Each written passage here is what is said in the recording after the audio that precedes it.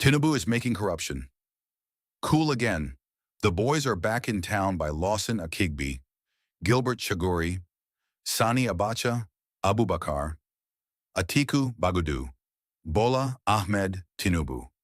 Just when you thought corruption in Nigeria had quietly retired to a modest bungalow in the outskirts of Dubai, living off its pension and occasionally sending cryptic WhatsApp broadcasts, President Bola Ahmed Tinubu has kicked the door open and declared, "Gentlemen, we are so back. And not just back in a subtle, let's learn from the past way. No, this is a full-blown reunion tour, the kind where the old band dusts off their instruments, puts on leather jackets, 2 sizes too small, and insists they still have it. Ladies and gentlemen, welcome to the return of the Abacha Extended Universe, featuring familiar faces like Gilbert Chagori and Abubakar Atiku Bagudu.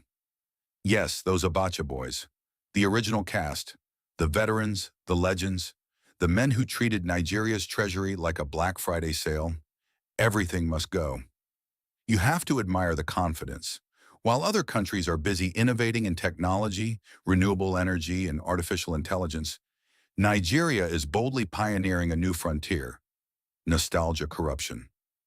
Why create new scandals when you can remaster the classics in 4K? It's almost poetic. Sani Abacha may be gone, but his cinematic universe lives on, now streaming live from Aso Rock. The plot is simple.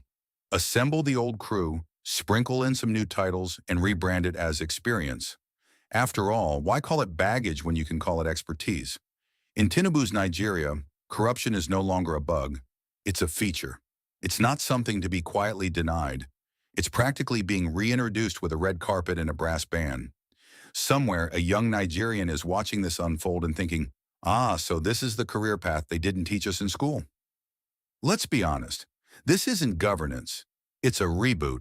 And like most reboots, it raises one important question. Did anyone actually ask for this? The optics alone are enough to make a cynic blush. Bringing back figures long associated with one of Nigeria's most infamous eras is like reopening a crime scene and offering guided tours. On your left, you'll see where accountability once stood briefly before being escorted out. But perhaps we're missing the genius of it all. Maybe this is Tinubu's way of embracing transparency. After all, why pretend to fight corruption when you can simply make it fashionable again?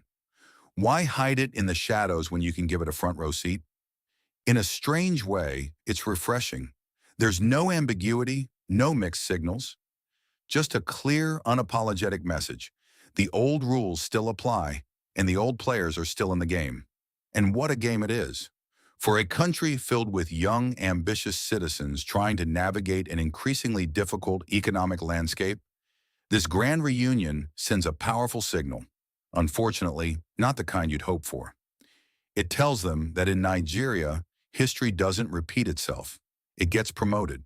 So here we are, watching the Abacha boys take their encore bow, courtesy of a president who clearly believes in recycling, especially when it comes to political allies. As the curtain rises on this latest act, one can only sit back, grab some popcorn, and marvel at the audacity of it all. Because if there's one thing Nigeria never lacks, it's drama. And under Tinubu, business is booming. Welcome back, gentlemen. The stage is yours. Let's rock and roll.